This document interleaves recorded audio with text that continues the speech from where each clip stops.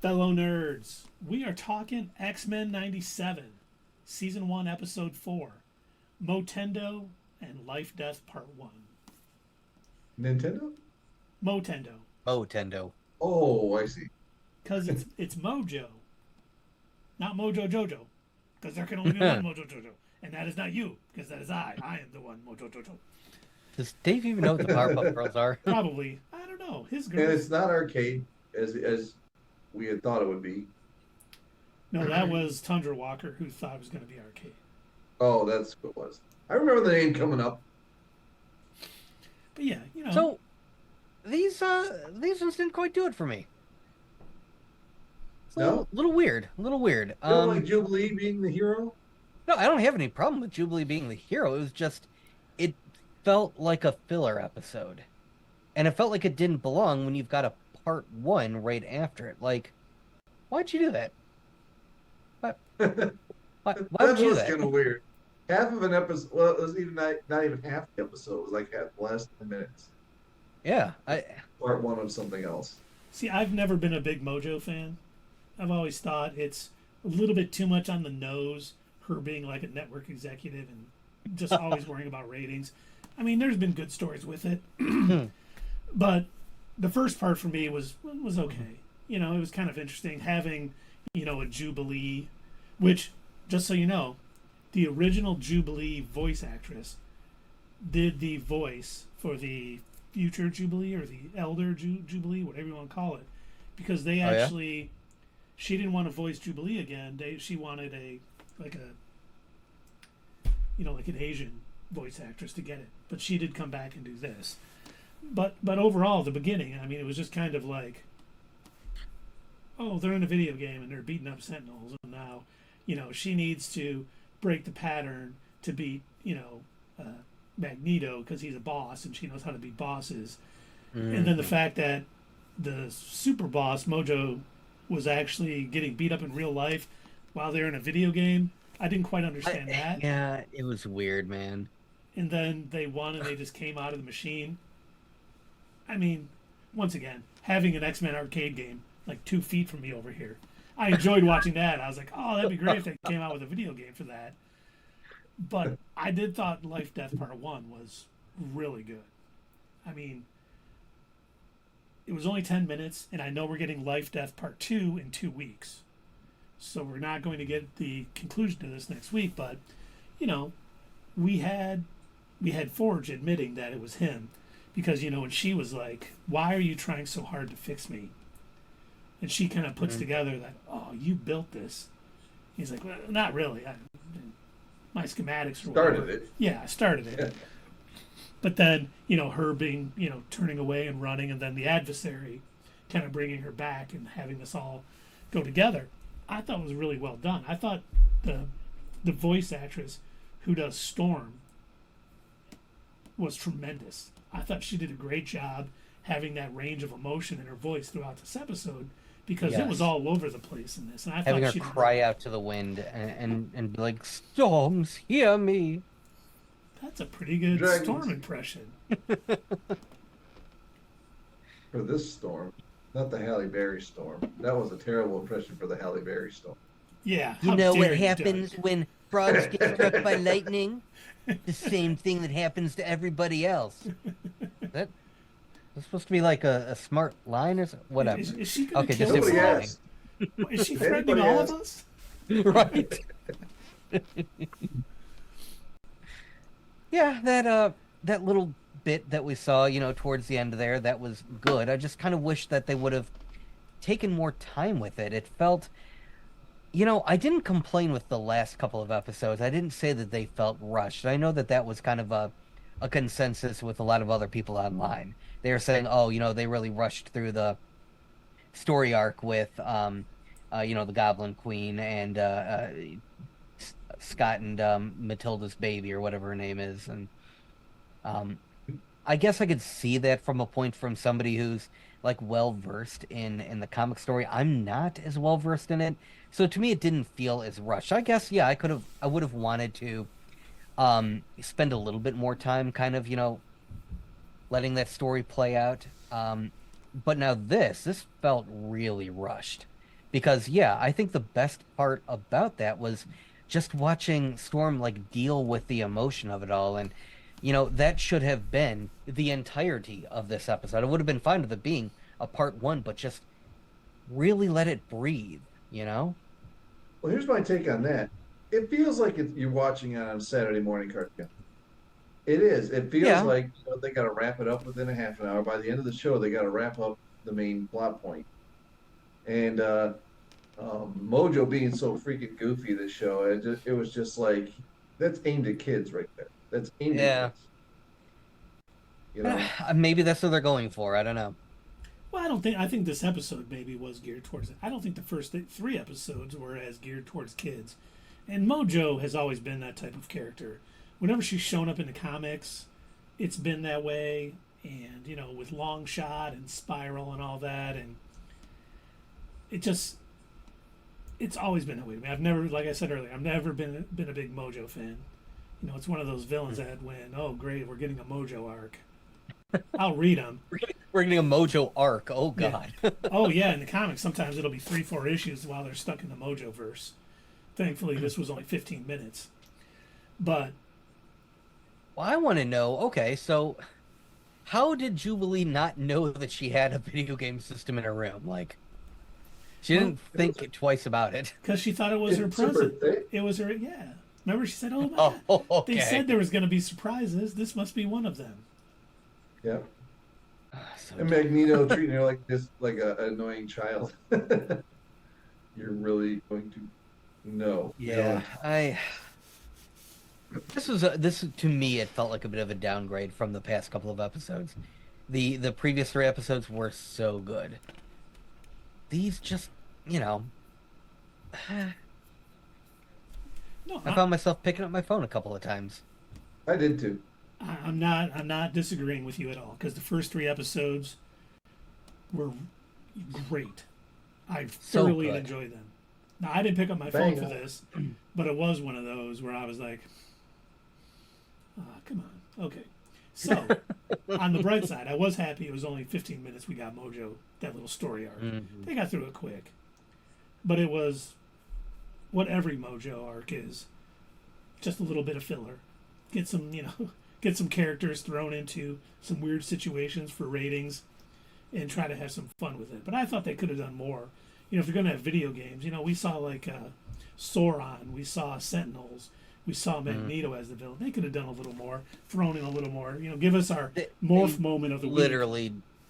They literally just grabbed scenes from the X-Men beat 'em up arcade game.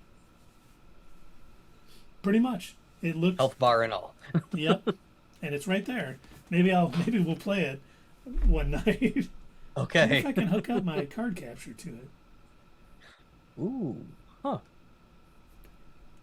I don't know. Well, just don't get stuck in it. I can make no promises. But if I do, I'll be out quickly. 15 minutes. So, and it really was, it was the thing too that really made this episode kind of awkward. Maybe awkward's too harsh, but the feel of both parts were so different. It wasn't like, that first part with Motendo was anywhere near Lifedeath Part 1. Lifedeath Part 1 kind of was more down to earth.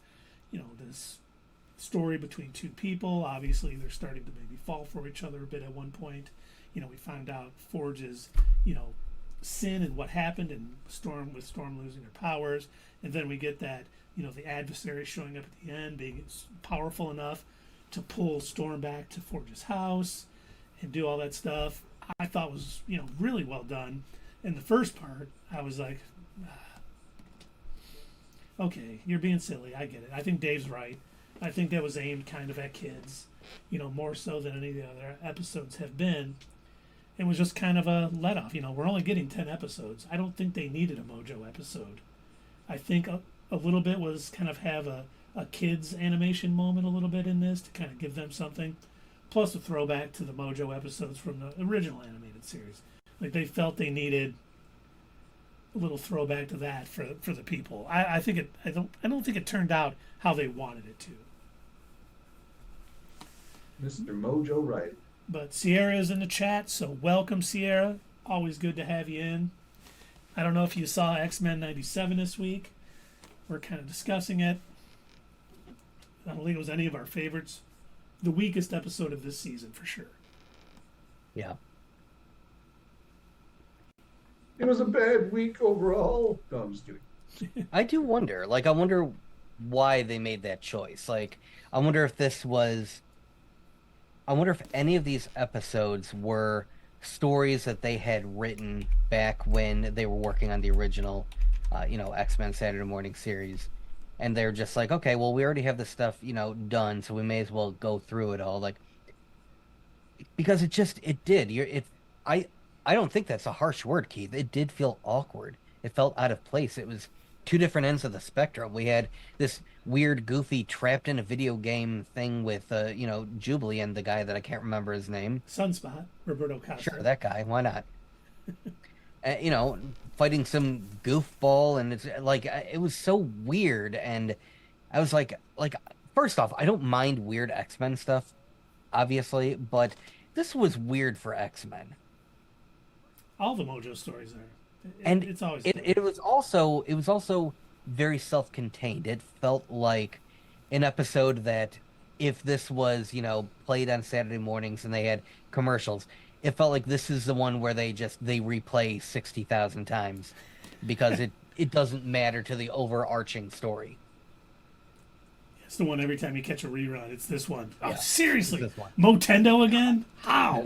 It's just like they did that with Avatar: The Last Airbender. They would play all the time the one where they're flying through the Cabbage fields. No, it wasn't the cabbage fields. It was the canyon one.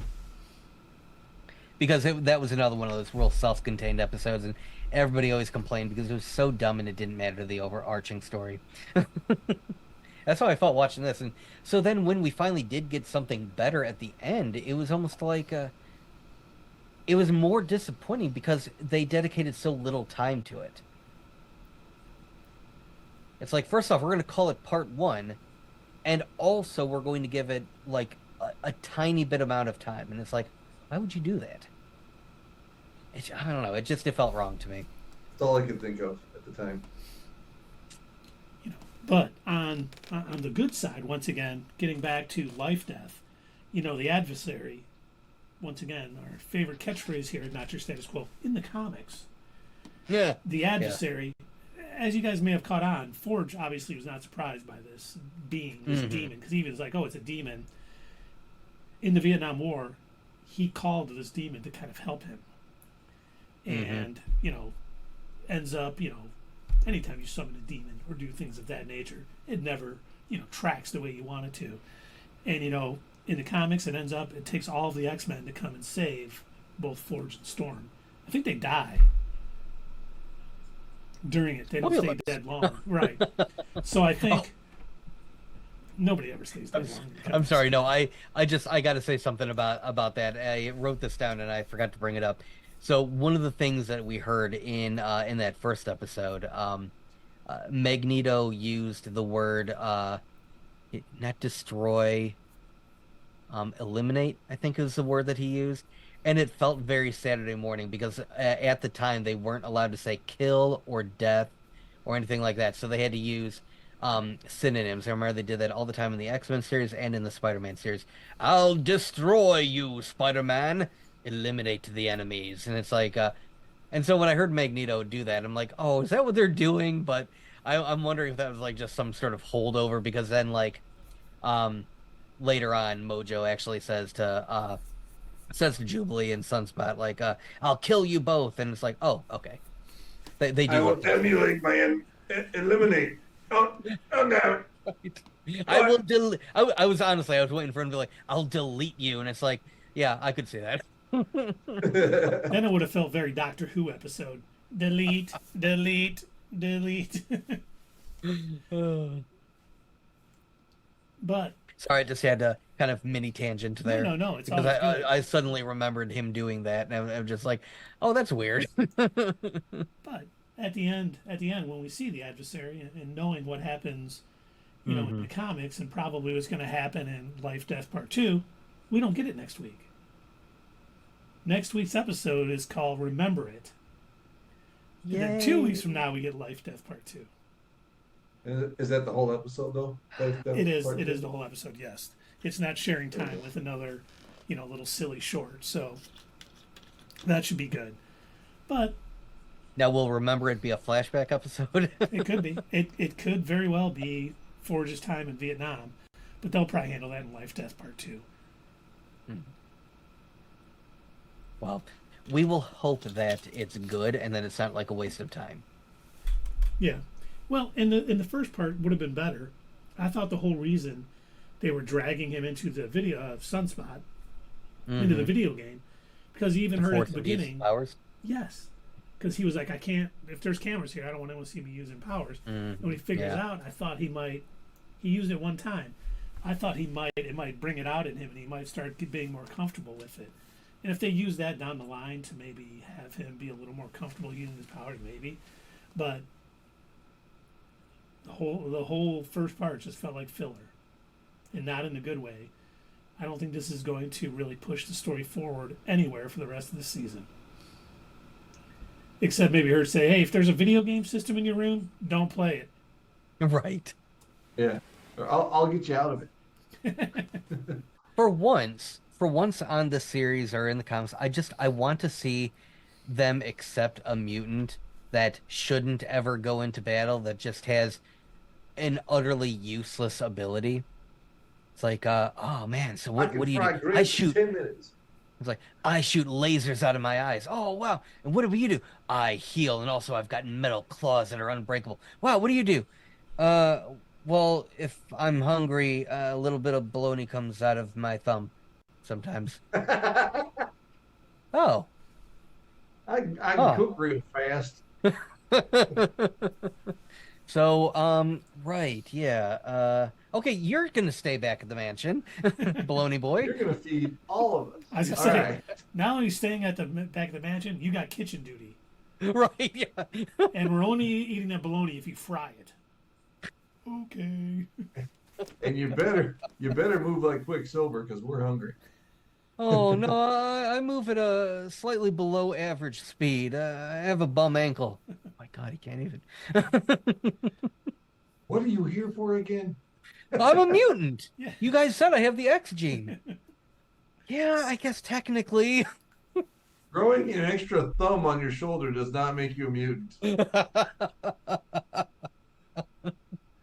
My power is to see the future 3 seconds ahead of time at all times. That's not very helpful. I know. I know. I can see the future just way off to the side. See that guy walking down the street? I know what he's going to do when we're in battle.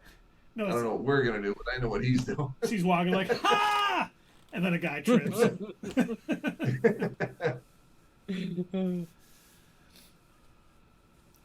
But should we rate this episode of X-Men 97? What'd you say, Dave? Yeah, but I feel so guilty about rating it because don't feel guilty. We rated Bad Batch since both the episodes aired together. We rated that as a combination, and I feel like it's only fair to do it to this too. We can do whatever we want. If you want to rate each of them separately, I'll let Dave go first. Okay. Okay, 5. Go, Doug. You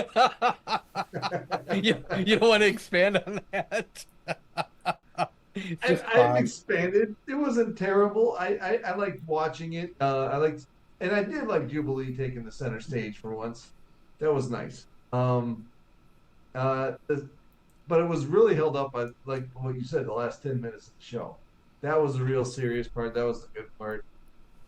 And so it didn't blow me away. I could have taken or left the rest of it. So I'm going to give it a 5.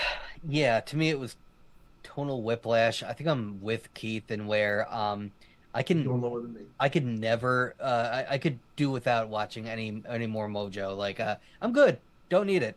It felt so weird. It felt so out of place. First off, when I found out that they were doing when I loaded up Disney Plus and I saw the title, and I'm like, why are there two titles? That's so strange. And then when I saw what they were doing, I was like, oh, they're putting two mini-sodes into one episode. I'm like, well, that's weird. And then, getting through the Mojo nonsense, only to spend like maybe 10 minutes with this impeccable Storm and Forge story, which should have been given more of a stage.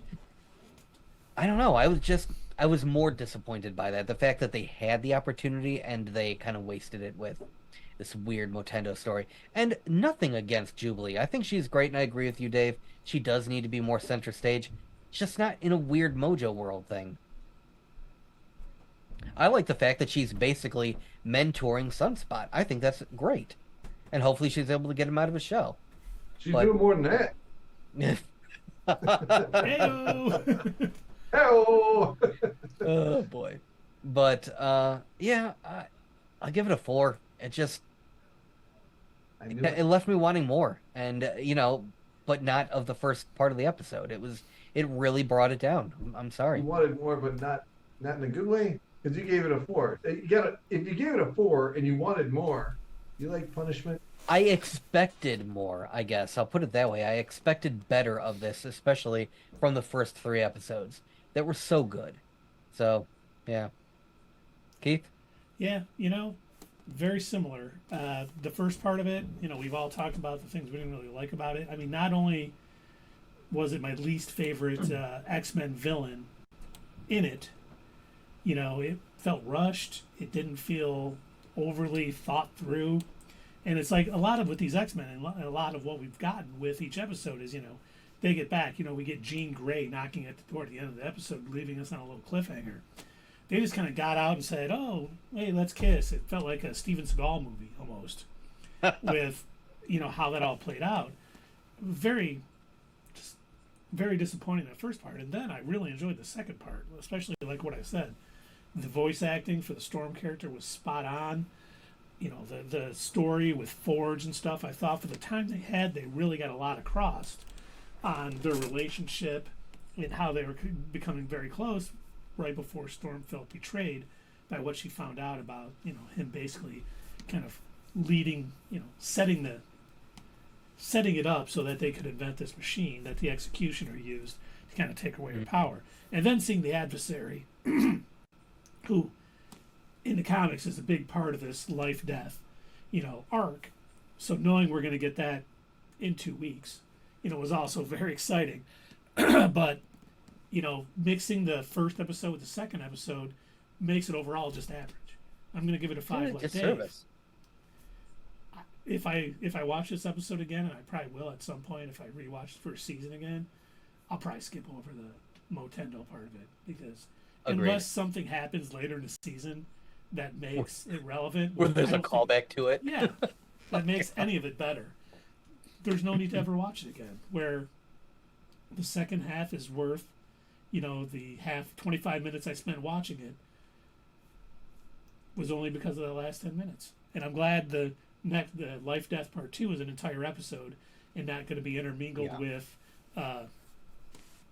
Menesis or Mobox or Mo Station what's another 5.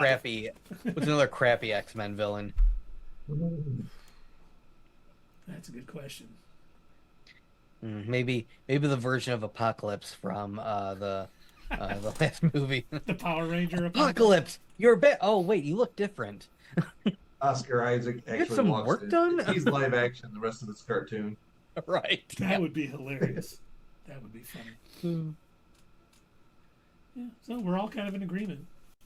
Little average or just below average, which is disappointing. So I'm hoping, we have the rest of the season. Obviously, next week we got Remember It, and then Life Death Part 2, and then we got Bright Eyes, and then the last 3, episodes 8, 9, and 10, are Tolerance is Extinction. So we get that 3-episode crossover to close out, which hopefully is tremendous because I know they have it in them to write these episodes really well. Unfortunately, this one just wasn't it. So Bright Eyes, you figure that one's got to be about Cyclops. You would think, or we could be total, or I could be totally wrong, like on the Bad Batch, you know. But that's what I would think. It does sound like it's going to be about, Cyclops. Hey fellow nerds, I hope you enjoyed this video, and if you want to see more of this stuff, make sure that you check out our Twitch stream. We try to do these live Sunday or Monday nights, 8 p.m. Eastern Time. Keep an eye on our social media to find out when you can join in live and chat with us during these live streams. Also, as usual, don't forget to check out our other social media. Add us at Twitter, comment down below, and we'll see you next time right here on Not Your Status Quo.